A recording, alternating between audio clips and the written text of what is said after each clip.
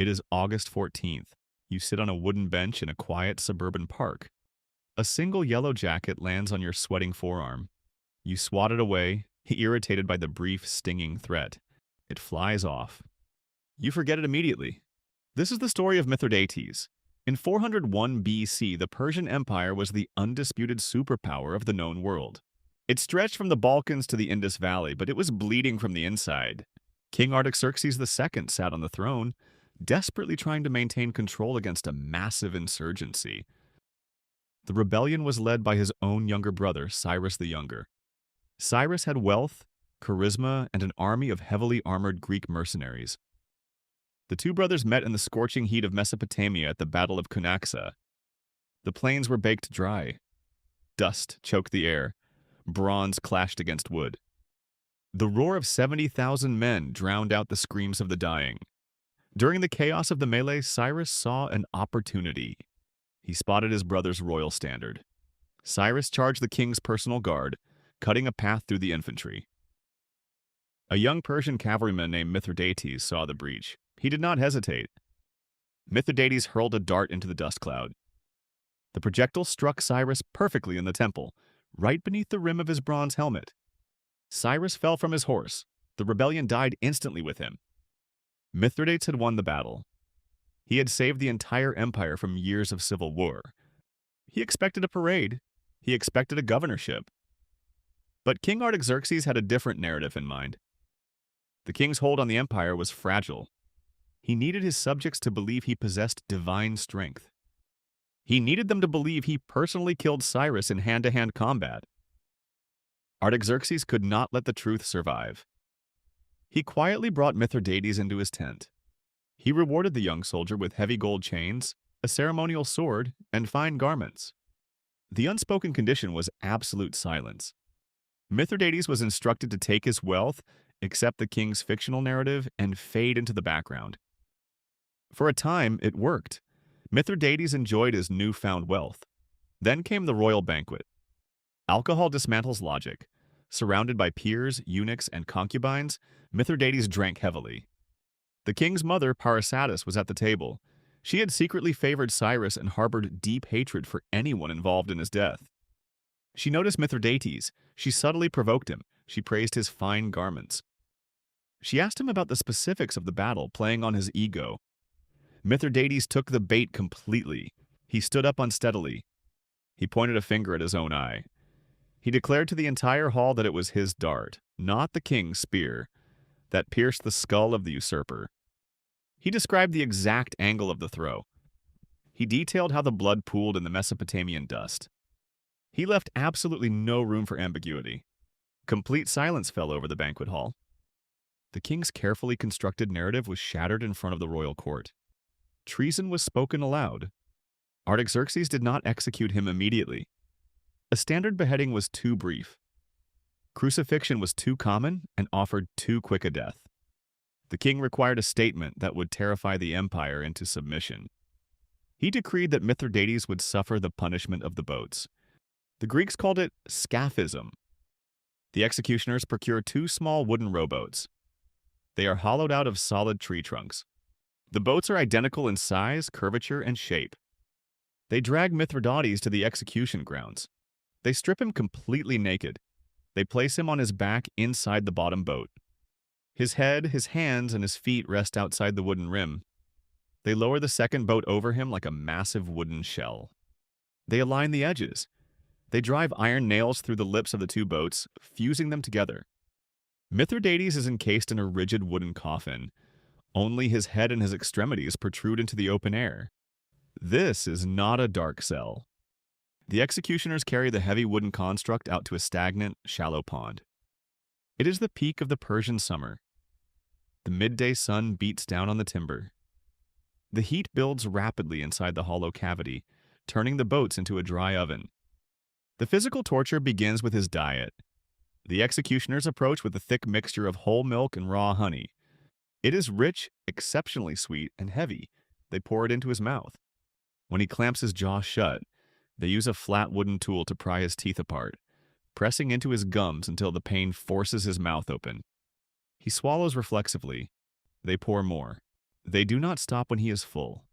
They stop when his stomach is stretched to its absolute physical limit. Next, they take the remaining milk and honey. They smear it over his face. They coat his exposed hands. They drench his feet.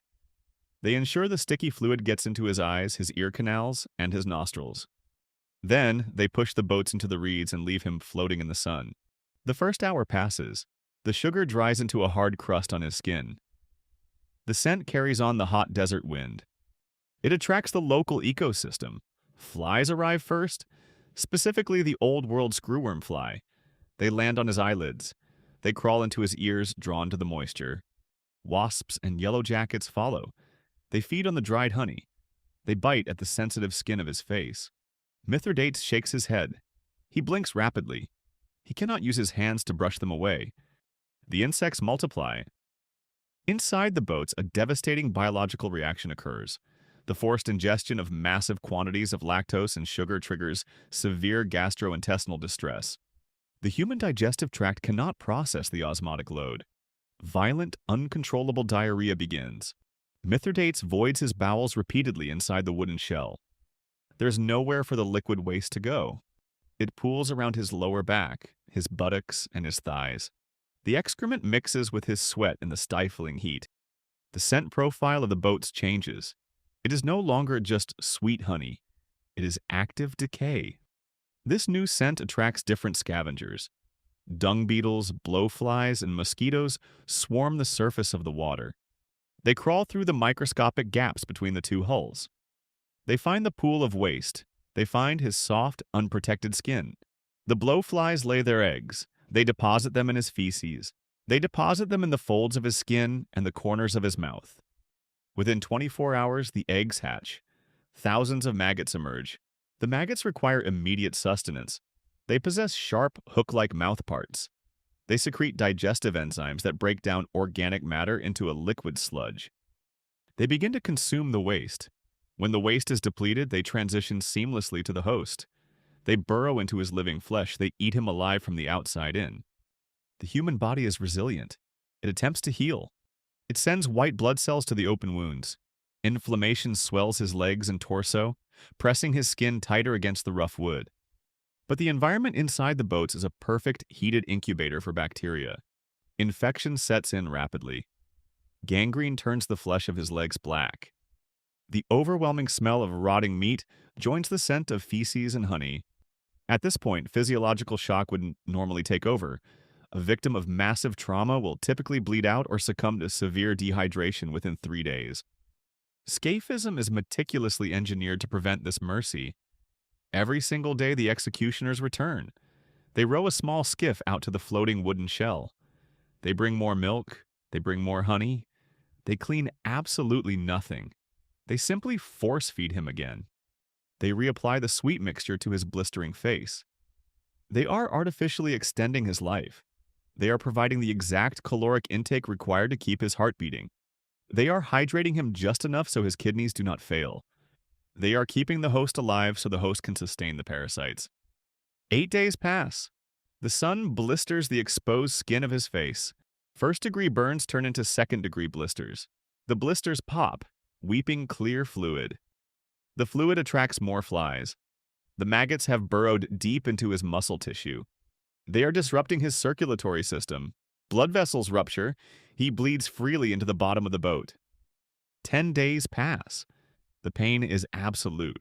The nervous system constantly fires distress signals to a brain that is drowning in fever and sepsis. He can feel them moving inside him. He can feel the physical mass of the swarm vibrating against his internal organs. He screams until his vocal cords tear. Then he just rasps. Then he is silent, but his chest still rises and falls. 15 days pass. The executioners continue their daily visits. They force the liquid down his ruined throat. The body is an architectural ruin. The wooden shell is essentially the only thing holding his skeletal structure together. The insects have hollowed out his digestive tract. They have colonized his abdominal cavity. The ancient records, documented centuries later by the Greek historian Plutarch, state that Mithridates survived for 17 days. 17 days of uninterrupted conscious consumption. 17 cycles of the blazing sun and the freezing desert night. 17 days of being a living, breathing food source for a million crawling things. On the 18th day, the executioners row out to the pond. They bring the milk and honey. They force the jaw open. There is no resistance. The chest does not rise. The heart has finally stopped. They tow the heavy boats back to the shore. King Artaxerxes orders the top shell removed. He wants the royal court to witness the exact cost of stealing his glory. They pry the iron nails loose. They lift the top boat away. The smell hits the crowd first. It is a physical wall of methane, sulfur, and rotting iron. Then they see the remains. There is no lower half.